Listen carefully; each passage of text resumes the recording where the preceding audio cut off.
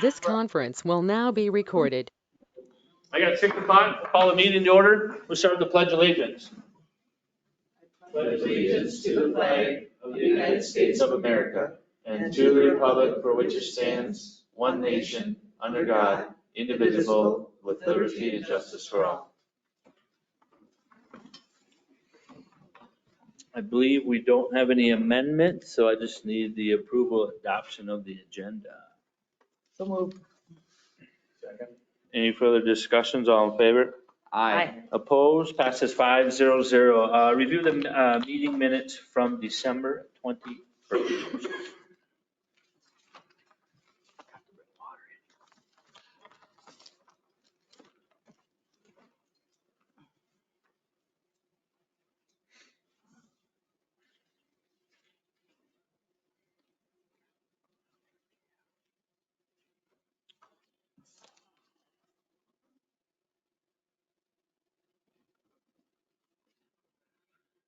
I'll make a motion to approve the regular meeting minutes as printed.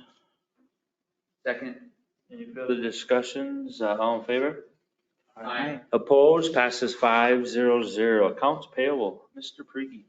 I just wanted to highlight a couple of them. One was 79789 Automation Services for controls for the sewer department for $49,436.19. The other one I wanted to highlight was the Schumacher Excavating for pay request, $54,197.85, which we will hopefully vote on later. So I guess I'll make a motion to approve the accounts payable for $131,085.26, bearing on the fact that we do approve the pay request later. I just have one question for Mike, I assume. The controls on that 49,000, what's that for? Oh, that what we approved? Okay. Perfect. Okay, perfect. I just wanted to make sure, know what that was. So I think we got a first and a second. Any further discussions? All in favor? Aye. Opposed? Passes 5-0-0. Thanks, Bob. Public comment portion. Individuals may address the city council about any items of concern. Speakers must state their name and limit the remarks to 5 minutes. Public comments? I will close the public comment portion and we will jump down to public hearings on the 2024 fee schedule. Brian, do you want to run with that? Sure, yeah, just as we discussed at the last meeting, except I was proposing to increase the biosolid storage fee from 11 cents to 12 cents. I met with Mike and Paul and we decided that we're going to just leave that alone. It's fine where it's at. There's no need to do an increase there. Otherwise, you can see the other increases. Again, those are what we had talked about at the last meeting when we went through it. One note with the new building inspector, we are going to bring the building permit fees into the fee schedule, which makes sense. You know, most other municipalities, the building permit fees are part of the schedule. So once in February, I'll ask you to adopt the building permit fees into the schedule effective March 1st. I don't want to put them in here now to kind of, it would muddy things up and be confusing for the next a couple of months. So yeah, those are really the only things.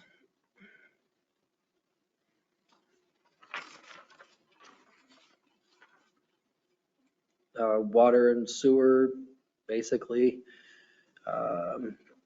increase based on the study from Ellers.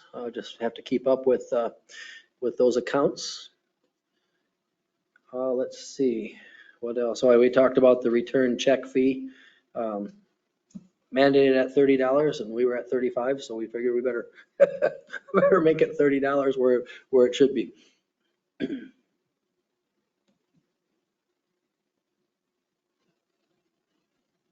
Stormwater fee went up as well. And again, that's all built into the plan each year on how much that will increase, just to keep up with that. And then the campground fees, shelter fee went from 125 to 150, and the deposit is the same. And then electrical water sites went from to $35 from $30.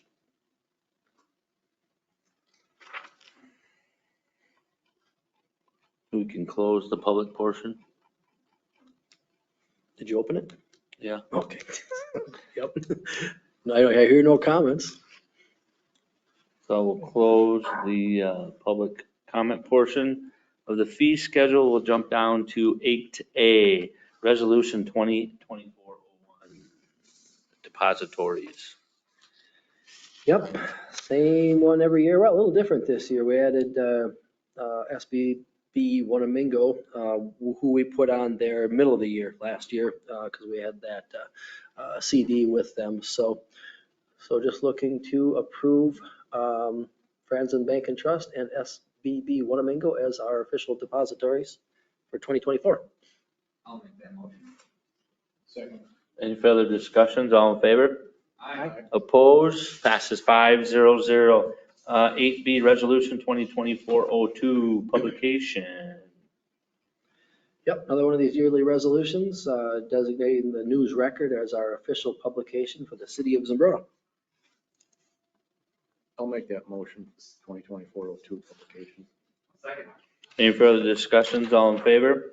Aye. Opposed? Passes 500. The 2024 fee schedule. Just need a motion or any discussions on the fees. I'll make a motion to approve the fees as discussed with those changes outlined. I'll second it. Any further discussions? All in favor? Aye. Opposed? Passes 500. Couple things I just want to bring up on that, maybe possibly direct city staff, is just something to think about. Do we want to limit how many liquor license off sales we have in town? And do we want to limit how many cannabis sales that we can have in town? So I know there will be some research at city staff if we want to do that. Yeah, so if you remember, we did the moratorium until 2025 until the board is established. And this year we'll be working on that ordinance for the cannabis. And then we'll be asking you to define how many and where and all those type of things. As a local municipality, we can regulate how many cannabis licenses are allowed in town. And again, there's a calculation for county-wide. If there's enough of them in Red Wing, then nobody else would have to have one, but I don't think we'll go that way. So we could, 1, 2, whatever we decide, but we will be doing work sessions and talking about that ordinance within the next 6-7 months on the cannabis side of things. I think the liquor license side of things, came up. I think someone mentioned that we have another one now, which is fine. But some communities limit the number of liquor licenses in a town. Some do not. And it was just kind of a question. Do we want to look at Is it? that something we want to look at all? Or should I do some Or just research leave to it see as who is? does? No. Well, For me, it doesn't matter. it is a consideration that we could look at, but Todd didn't want me to spend a whole lot of time on it if there wasn't going to be an appetite for it. Yeah, because Brian and I talked about it, and if we don't have an appetite to look into it, why have him do the research? And then he's like, well, we'll bring it at a work session. I said, well, let's see what the council wants to do. If you're okay with the way it is, then we'll just leave it the way it is. But if we want to look at it, see what other communities doing, either side. With the cannabis thing, is the state going to give any directions on the number per community or anything? Is that part of what they're Well, looking yeah, at? it's written in the law. I don't remember the numbers right offhand. It's a population number countywide that you have to allow so many within that number. And communities can, that's a minimum of those numbers. And then communities can decide if they want, 1, 2, unlimited. And so that'll be all part of the ordinance discussions. But going forward. that's something we have to have set by That's something- 2025. So that'll be Yes. discussion on the cannabis Yeah. that we will have further. But I'm like, as long as we're talking about that, do we want to address how many off sales we allow? If we don't as council, we just let it be, and if it becomes an issue, we address it, or do we want to address it while we're dealing with this cannabis number? How can it become an issue, I guess? I mean, do you want 10 liquor? I mean, I don't know how many we have now even. what do we talk, 4? No, I mean, you're talking off sale? off sale, yeah, yeah. So it's 5 now. Oh, yeah, that's what we talked about, yeah. Yeah, no, I was just a, it used to, when I first began, it was a much more, they were very, council and council as a whole held a little bit more closely to how many they allowed. So that's been kind of a shift, I think, from probably the 1990s and the 1980s. I thought it was that we never had that and that the on sale we do, but the state regulates that, correct? They say for so much of population, you can only have so many on sales, I think so. I'm not the liquor guru. yeah, so, I believe. okay. Yeah. Well, let's, yeah, I mean, we'll deal with cannabis and then we can, It's Keep going to talking be about what the market will, Well, 100%. Exactly. But- If there's enough market where people are, like, you saturate the market with too many businesses, they're not able to make enough money individually. Somebody's going to be driven out and then Yeah. it just settles itself. saying it'll depend on what they do and how expensive they are. And whatever, limiting it to just 3 or 4 really doesn't prevent the overconsumption because they'll just keep going to those ones. It doesn't prevent the availability of it. So we could just leave it. I just leave that one. Yeah, as Brian is. just said he wanted to do some work. I'm like, well, let's see what council wants to do, because if council doesn't or does, I don't want him to waste a lot of time because his plate's. I mean, you could find out if other, like our local ones have it. If you're asking other local ones about the cannabinoid, what they're gonna do, ask them what they have for liquor and see if we want to, but I wouldn't do too much work on it. Yeah. Okay. Perfect. Sounds good. Do we vote on that? The fee schedule? Yeah, do we vote on it? Yeah, I think we did. Okay. Perfect. That's 8D, 2024 annual appointments. I think Brian just updated some of the terms on a couple of them. yep, I updated the EDA terms. They were a little bit messed up, so the one in your packet is still messed up. But the one I sent out later on this afternoon is the right one. That's just basically cleaning up which term they're in and that type of thing, because EDA has 6-year terms, and so we have to keep track of when that term ends, Yeah, these are not correct. and they can do twice. No, these are not correct, so. So those are cleaned up on the one that we will put on the website. And then library board, I believe it's one of them is no longer on there, so they have a vacancy right now. So if anybody would like to be on the library board, let James know. They're looking for someone. And I did clean that up on the newer Email. one too. Oh, yeah, sorry, I do have it up here. I just need a motion, a second to approve the appointment. So moved. Second. Any further discussions? All in favor? Aye. Opposed? Passes 500. Council meeting date adjustment. Brian? Yeah, I just noticed that the 4th of July falls on the first Thursday in July. So I'm assuming we don't want to meet that day? We usually split the difference and put it like the 11th. If it's July, we just do one. Do one. Usually we do one. We can leave it the 18th and just not have the first one. Yeah, I'd be okay with that. if you want to do that, because I'm out of town on the 11th for a Yeah, Minnesota that's so many vacations, so yeah. Minnesota that's fine. Service Co-ops thing, so. So we'll just cancel the July 4th and just have one that month on the 8th. Yeah, I'm not gonna come. July 4th or not? No. I don't think a lot of people It's the will. only day we go out as a family. So we need an emotion on that, I Well- assume. I think so. Yeah. We'll do a motion just in case. So motion to cancel the 4th and just have one on the 18th. Perfect. All in favor? Aye. Opposed? Passes 500. A Mill and 6th Street advertisement for bid. Sweet. Mr. Engerman. Thank you, Mayor. In your packet tonight is the advertisement for bids for the project. So this is what you'll actually be asked to approve. Also in the packet is just a couple plan sheets, just a summary, so you can visually see what we're proposing. So what we're going to do tonight is just kind of run through a quick high level and talk about it, and then also point out a few specific things and answer any questions. So this project is a complete reconstruct. So Mill Street from Jefferson to 6th, and then 6th Street from Mill to Jefferson. So it's kind of an L shape. Will be complete rebuild. So that means remove the curb and gutter, remove all the pavement, replace the sanitary sewer, replace the water main, and then replace. There's a limited amount of storm sewer, but we're actually going to be adding some storm sewer in front of the school.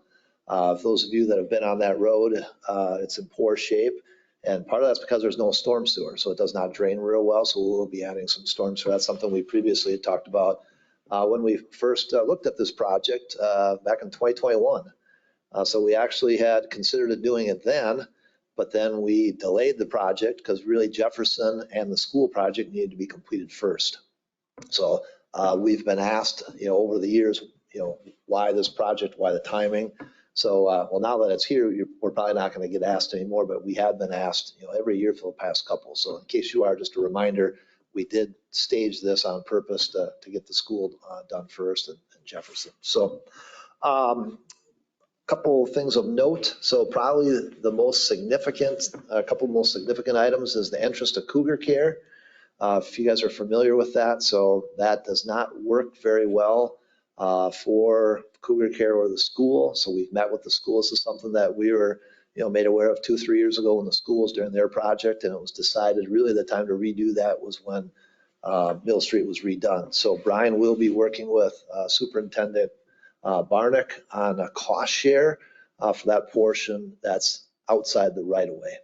Okay, so we will be redoing that entrance. For those of you that are familiar with it, that's a one-way into the primary school. So that will now be segregated off. So basically we'll be putting a median in to keep the parking lot to Cougar Care separate from the entrance into the primary school and then ultimately to the high school.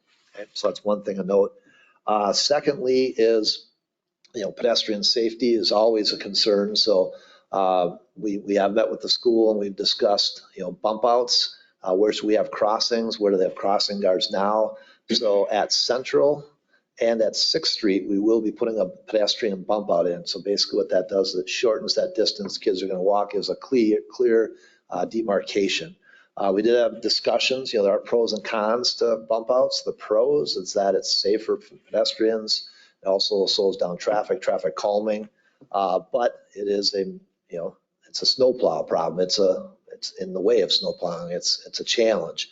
So we debated if what we should do, if again, familiar with the high school there, where the high school entrance is, cars currently drop kids off as they're coming south and they come across the road. They have a school crossing guard there. We will not be putting a bump out there mid-block. So we'll be putting 2 bump outs in versus 3. The school at this point thinks they will keep a crossing guard there, but really it's going to depend upon, they're going to see how it is once it gets going.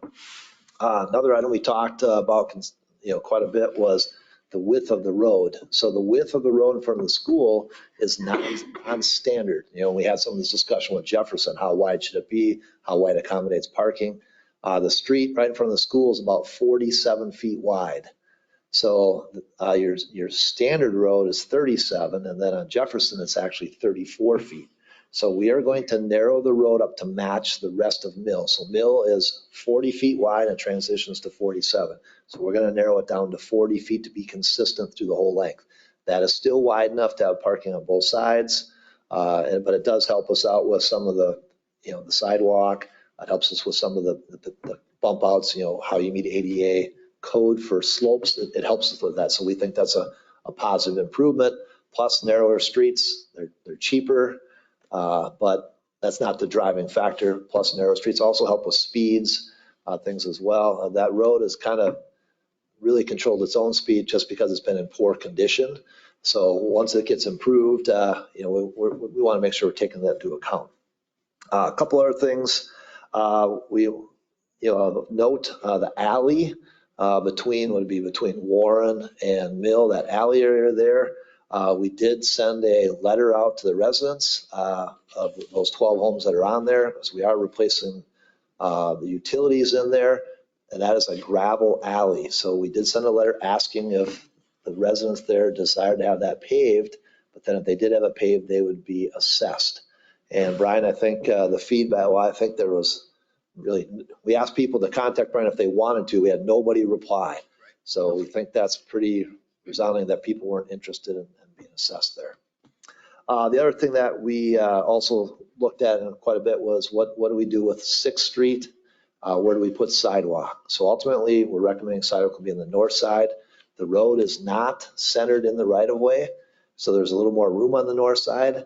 The only real challenge area is, if you're familiar with that area, there's an old block, what do we call that, Brian? Like a garage. Like a historic garage? Yep, in the right of way there. So we are going to, what do we want to say, zigzag the sidewalk around it. And then as we get over towards Jefferson, all the houses there are a little close, but so there are some spots where we're going to move the sidewalk, closer to the curb. But we are able to fit sidewalk in that whole length. So those are really some of and I'm sorry, my last highlight is on timing. So one of the things we did, again, meet with the school with is, how do we stage this? This is where all the parent drop-off is for the school. The buses now go on the backside. And the school's preference was that we disrupt traffic at the end of the school year versus the beginning of the school year. They said it's much easier to change patterns once someone knows versus starting them out in construction. So we're going to have an intermediate completion date for Mill Street the Friday before Labor Day. And then they'll start on Mill and then they'll move to 6th. There should be, there should be enough time to get that done. But like all construction projects, they're really weather dependent. So like this last year, Jefferson, we had great weather. But like, for example, when we did East Avenue in 2018, we had I think the wettest May on record. So I hate to hope for a drought, but I at least hope for not a lot of rain. So that'll, particularly in front of the school there. Then in the packet are just the plan sheets happen to actually be more of the removal plans because they're a little more colorful and maybe a little easier to see. But it does show the bump outs and where the sidewalk is. I wasn't planning to go through that, but wanted to make sure you have this in your packet if there's any questions or comments, or we could refer to that as well. So with that, I'll pause. Oh, and then the advertisement for bids itself sets the bid letting date for August 31st at 2:00. We do all bid lettings electronically online. That's a change from COVID that we've continued. And then that will come back to the city council to act on the first meeting in February. And then the contractors would be free to begin in the spring. And we do have a November 1st final completion date. So with that, I will pause for questions, or Brian, if there's anything you'd like to add. We are going to have a neighborhood meeting on February 7th. Holly from the paper has already asked for a little bit better area plan so she can publish it with her article. And then we gave her some wording for the neighborhood meeting too, just to put on there. We'll send letters to the neighbors, to everybody that abuts. But of course, it'll be in the paper. So whoever wants to come and listen, certainly welcome to. I don't know, Bill, are we going to go present to the school board, or is that something we should do? Typically, we wouldn't unless we were requested, but we did provide the preliminary plans to Superintendent Barnick, and he did meet with the principals and staff to review it. So, okay. But we would offer that. 6 p.m. on the 7th. That'll be here, kind of like we did for Jefferson. They'll have some bigger plans laid out so everybody can see their property and how it's going to affect or not affect each property. Correct. I did a question about, I just thought it was going to go all the way to 5th. Was that originally, that was in my mind that we were doing that. So I just had a question about that. It changed because of a reason, or? I think it's always been to 6th. Just to 6th. Yep, okay. Correct. Yep. 5th was done with the larger project. Okay. Back 12 years ago. We did Mill Street from 4th Street, I believe, all the way to 5th Street. Or 6th Street, I'm sorry. Okay. I'm just crazy. Yeah, because that pavement, the nice pavement. And Well, bringing it up to that part. Okay. Correct. Yep. But by the way, one side note, you just, when I pulled the plan, just to remind myself, one other thing the school brought up is they are considering their access, their access into the schools right there at Mill and Sixth. So they've kind of talked about, is that working for them? They barricaded off the parking lot now. It's a one way and people are driving two ways. So they have talked to us about potentially changing that, but that will not be impacted by this plan. So. Bill, you said they still plan on having crossing guards at those two bump outs, is that correct? That's correct. Yeah, most of the discussion on crossing guard was the middle one because we were discussing having 3 bump outs. Because they have that spot in the middle where, right across from the high school, where a lot of people drop off and ultimately they decided that they'll definitely have a crossing guard there with no bump outs. So. I guess that's my question. Do we really need the bump outs? If they're going to have crossing guards there? And I guess that goes to Mike too, how that's going to be to plow those. And I'm not a fan of them, but I don't completely understand them either. It seems like a lot of dollars and a lot of headache if you're going to have crossing guards there. Yeah. I think the issue is for the amount of time they have crossing guards there. There's other times of day, there's events, things like that. Weekends, things, that, you are correct. If you had crossing guards all the time, then you wouldn't need bump outs, but it's really for the, I don't know how long they're there in the morning, if they're, half hour or so. It's really We discussed that with Superintendent Barnett too, and they want the bump outs. They're even talking about rapid flashing beacons at some point at those, so. I'm going, 17 miles an hour and they're right on me. And it's just like, there's a ton of little kids out, I don't know. It's kind of crazy. Okay. Any more questions for Bill? So we're going to narrow it? We're going to make it one uniform width because it's varying width right now. And then, okay, so then the excess property, is that like to the landowners or is that the school side or is it? So it's not on the school side, it's on the other side. So it's actually right of way now. So it just stays right away. Yep. More right away. Yeah, large boulevard. Yep. Correct. So like that bump out would be part of the right of way. Correct. Yep. Perfect. I just need a motion and a second to allow the advertisement for bids. I'll make that motion. Any further discussions? All in favor? Aye. Opposed? Passes 5-0-0. Thanks, Bill, for explaining that for us. Let's do 8G Jefferson pay request. Bill, last one. But it's nearly the last one. To throw that in. Meaning we still have retainage, but this is really wraps up all our quantities. I mean, there may be some quantity adjustments in the spring, or if there's something that, again, we mentioned sod dying or something that's changed, but this pay request is some adjustments in the bituminous quantity, again, some minor adjustments. But the main item on here is the signage. So, paying for the signage and also the sodding, so these are the things that were done right at the end of the year. So pretty straightforward. So again, recommending approval for this pay request for $54,197.85. And then at this point, there's still the retainage at this point goes down to 1%. So it's basically $50,000 left for retainage. With the retainage, as a reminder, we release that when everything's done, all the paperwork's turned in, the appropriate forms for the state, et cetera. I'll make a motion to approve the pay request number 10. Second. Any further discussions? All in favor? Right. Aye. Opposed? Passes 5-0-0. Thanks again, Bill. 8H Zumbrota Area Fire District Joint Powers Agreement. Right. I'll look to Todd and Kim to help me out with this one. But after a long time of discussing, we came to a tentative agreement.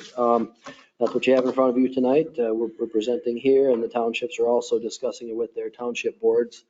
And we will be getting back together with them on January 16th is the next fire board meeting. So we're going to look to take any comments that came back from the council or township boards and roll those in and get this thing finalized. Everybody wanted a simpler matrix. I think, Kim, is it a matrix or a metrics? Depends on what you want. I was reading through my notes. I'm like, I think I called it a matrix. There should be a metrics. But anyway, a funding formula. Everybody wanted a simpler funding formula. And Kim did an incredible amount of work on all of this. And we came up with land value, building value, and machine value. And that went over very well. I want to thank the townships because the last meeting we had was really good. Basically what it says is Zumbrota will pay 52% of the fire board until such time that the formula dictates that we pay more. And the way that will happen is with annexations and building values. With annexations and building comes more value that way, but it's going to take a long time to get there. So really we're going to be at 52% for the foreseeable future. The other 48% will be split amongst the townships using the formula. It's set for 10 years, the formula is. And then We're reevaluating every 3. Yep, we'll look at the land The value, building matrix. value, machine value based on annexations and things like that every 3 years just to see where we're at. And again, at such time that it shows that Zumbrota is over the 52%, we'll go to that percentage at that point, whenever that is within the 10 years. Because what are we at right now? Did we figure 49 something? 50, 50.35 or 53 or something like that. yeah, it was just right over 50%, just a little Okay. bit Yeah, over. and that's where we went first, and that was a no-go, and then so 52. We were able to, and I think it's the best interest to get something done with the joint powers. It's worked well for a long time once we get past this funding stuff, and this is something that we can swallow, because we were paying some extras anyway that were not written into the contract before, which brought us up to this amount, or maybe a little bit more, give or take, right about here. So I think we're good on that. So we're not going to be paying for the plowing and everything? No, it's all wrapped in now. Everything's wrapped in. Okay. And so we will be paying 52% of it. Right, but not the full Right, amount that we've been doing.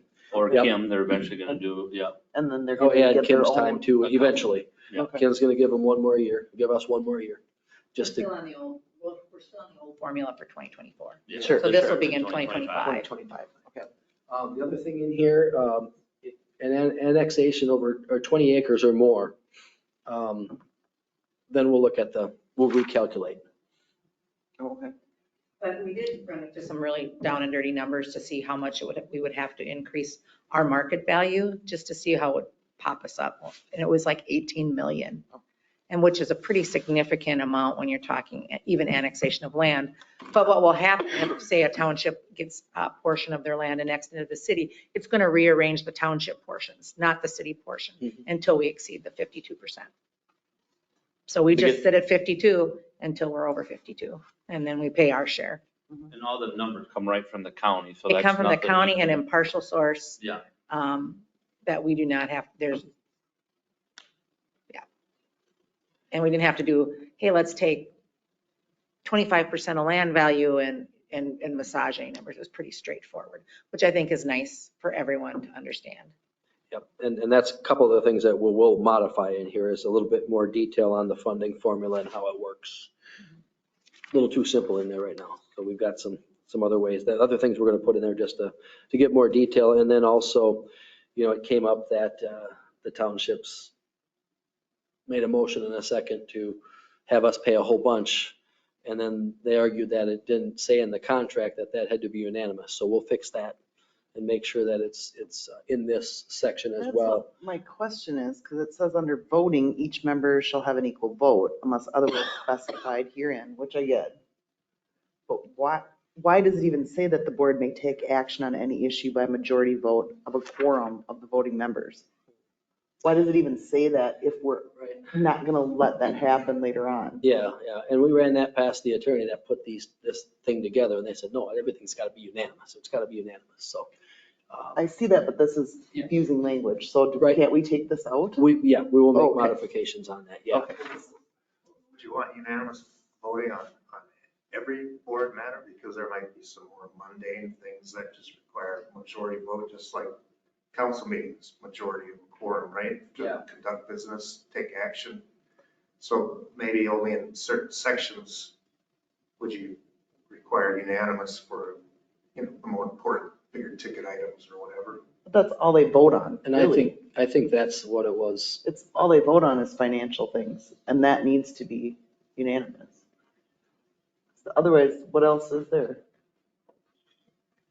that you vote on? The bills, I mean, Well, I think yeah. there That's could be some financial. smaller purchases that aren't, you know, they have to vote on the budget, has to be unanimous. But for example, I can think of like the dryer, you know, when you put in the dryer for the gear. Now, I don't know if that had to be unanimous vote for them to approve that, but something like that, that's not, you know, $30,000 or something. I can see where that would not necessarily a vote of a purchase that fits within the But budget. most of them are gonna, it's gonna be unanimous anyway. Mostly, yeah. You know, that's all I'm saying. I just think that's really confusing language. Anyway. Yeah, we'll go back to it and have the discussions and see if there's anything else like that we Because I'm should. sure that's where they stopped reading and said, oh, see, it doesn't have to be, you know. Could have been. So what did you want to vote on this? Nope, we're not No, voting, it's it's just just information. Just Oh, yeah, Oh, it's not a motion, it's just Yeah. information. Sorry. I was just wondering. Any more questions on that? I mean, we've worked on it for Thanks 3 or for all 4 the months. work. 10 years. Good job. We wrapped it in for 10 years, so. Yikes. Perfect. If we're done with that, let's do a report. Mr. Group. All right, North Sunboro Sanitary District, we've been having our regular monthly meetings, the joint power meetings, the first Wednesday of each month at 11 a.m. I'll start including minutes in the packet. I realize I haven't been doing that, but I can include minutes from those meetings in this packet just for information, not for approval or anything like that, just for information. As of today, we have 2 meetings scheduled with one House representative and a senator, both part of Capital Finance Committees. On Thursday, February 15th, we'll be meeting with Senator Bolden and Representative Erdahl. So we're starting to make our rounds up there again to make sure everybody's aware of our project and what it is and what it means. Yeah, just to make sure that it's front and center in their minds when they go to take votes. Can't give up now. What's that? You can't give up now. No, that's right, that's right. And Mike, I'll talk a little bit about the trestle here, and then you can piggyback on that if you want to. But, you know, the state did bridge inspections in Zumbrota, and the county receives a report and then follows up on any issues that are identified. And the fence on the trestle was identified as needing repairs. It's very loose in some areas, you know, and so it needs to be fixed. It'll be a temporary fix, you know, to get us through a couple of years. Talked a lot about, you know, hey, are you guys looking at doing something here? Now, the structure is sound. Nobody's going to fall through the surface of it. Everything's good that way. Snowmobile's fine.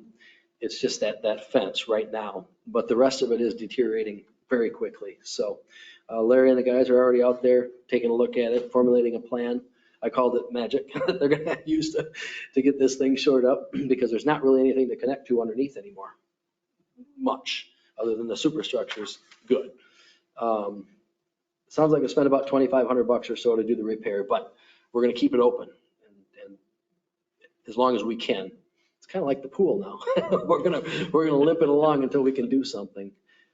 So, you know, we really need to get into the talk of replacing it in the next couple of years. So it's at the top of the list for our grant writers through CETA. But that is going to be part of a park comprehensive plan, which I need to develop with whoever the new chair of the park board is. So that'll start next week once we have the first park board meeting of the year. And then the snowmobile club was out there with us. I think Mike and Larry invited a couple of the members out there. And they're very interested in doing whatever they can to help us as well. So trestle's good to walk on. It's going to be fine. Need to shore up the fence and then we're going to be good for a while. But yeah, the bridge is safe. It's just the guardrail that needs work. That's all I had. Perfect. Thanks, Brian. Matt? We'll leave that for Kevin. Chief? Just want to introduce Zachary Cameron. He's our newest full-time officer. So Zach started with us here on the 2nd, and we've been doing some administrative training. And next week he'll be going to patrol with Sergeant Pasquale, and we're looking forward to him. He's comes from New Prague area, and he's been kind of eyeballing this region for some personal reasons, and so we want to welcome him to the police department. So, Welcome. and lastly, we ordered a squad car back in 2022, September, and it never came. And there was communication issues with the dealer that had the state bid. So I missed the 24 bid because that was only open for a few days. And then, so they said the option was the 2025 bid, which starts in February, probably will last a week, and who knows if we'll get one. So we're not going that way. I went ahead and made contact with Dodge. So we're not getting a Ford, we'll be getting a Dodge Durango. It's a little cheaper than what we had originally on the Ford product. So hopefully that helps with what we'll actually lose on the parts we had to purchase.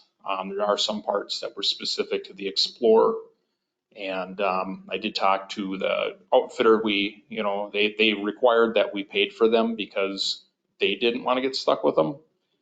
And now we know why. I asked if there's a way for them to potentially help us sell them. They said we have our own issues with product that we're going to try to get rid of, and we probably won't be able to because they had a lot of stuff on hand too. But there are a number of high-end things that will fit just fine in that car. So it's mostly like metal consoles and cages. But so ultimately, that was ordered yesterday. So hopefully we'll see something in the next few, well, hopefully this year, which also brings up the next order for 2025 to stay on track. With our schedule, we'll be ordering one this fall. He suspected the 2025 order for Dodge will be in the fall. Talking to some of the deputies, so they've also are retooling to the Dodge because of the issues with Ford. And one of the deputies said that his was ordered about 2 months ago, and it's already in. It's getting outfitted. So who knows? Maybe we'll get something. I do have a picture of what it would look like with our graphics. It looks just as sharp. So, but Black one. yeah. So we're looking forward to it. It's kind of bittersweet because I wanted to stick with the Explorer product. But other than that. That was a Dodge what? Durango. So it's just the V6 model. They still have the V8 model this year, but they're moving away from that. And they're going to go strictly V6. My understanding, talking to fleet services with the state, the Durango, all Durangos are going to be police packages. Consumer level, everything's going to start off with that basic, because why not? Why not make them just as strong and sturdy as the police ones? So that's why, one of the reasons why they don't have an issue with keeping up with things, because realistically, they're kind of a base deal for what they're doing anyway, where Ford's making changes to the vehicle and building them a certain way that isn't available to the public. So this will be just as. So, yeah. Perfect. That's all I got. Thank you, Chief. Bill, you have anything else to add? Add just piggyback Brian on the executive committee for the sanitary district. So we're meeting next Wednesday. One of the things we will be talking about is, believe it or not, we have one of our first deadlines coming up. So we have a submittal deadline on our what's called the facilities plan, which is basically some of the preliminary information, is due March 1st. And then as a requirement of that, there's a public hearing requirement. And each city is required to have a public hearing. So we will most likely be having a public hearing in March. May will be 1st in April. So that'll be the first action the councils will need to take. And then that will also begin the public information campaign. And so you're going to start to see some more things out more forefront in the public. So that's all I have, Mayor. Thank you. I just was going to mention this because we have been in the process of decommissioning our server within the city. So we've been going through that process. And of course, with anything with technology, it's a little more painful than you anticipate. And things get missed that you thought you had, or you don't even know that it's an issue until you don't have it. So we're working through them. We're getting through them. We're having a few hiccups, but we'll get there. And the other thing, I emailed all of you this week that we lost one of our former employees, a retired employee, Ken Lee, passed away on the 1st. He had worked from the city at the wastewater plant from 1988 to 2014. So I did find out today that his service will be on the 19th. It'll be an afternoon service right at the Mon Funeral Home. So there should be an obituary coming out in the paper next week, but we're putting together something, have something there from the city and staff and council and mayor. So. Thanks, Kim. Mhm. Mike? Nothing. I just have a quick shout out. I just wanted to give some kudos the last 3 weeks. I've had 3 non-residents of Zumbrota call me and thank the city of Zumbrota with all the lights on the poles, all the businesses downtown. It made it feel like a town. So I just want to give a kudos. Thank you for the businesses downtown and the public works for putting all them lights up. And 2 of them are going to the casino. So 2 of them, I looked at my phone and I'm like, why are they calling me? I had a lady say today, ever since she's helping Zebo with the social media thing, she goes, I feel like I'm in a Hallmark movie. Yeah. And that's Which is a nice compliment. That's what the one person said. So I just wanted to give a kudos to the downtown and thriving and the lights and all the stuff they do down there. So that's all I got. Sarah? Bob? Joan? Kevin? Just on the ambulance committee, I mentioned before that they were transitioning to a different billing service. It's further along in the steps where they're going to start, this new billing company is going to take over on February 1st and start billing from the beginning of the year. So there's a little bit of a lag of just their income coming in, and just doesn't affect anything with the city per se, but just one of their operating aspects. So anything else, Beth, yeah. Perfect. There we go. Sounds good. Meeting adjourned.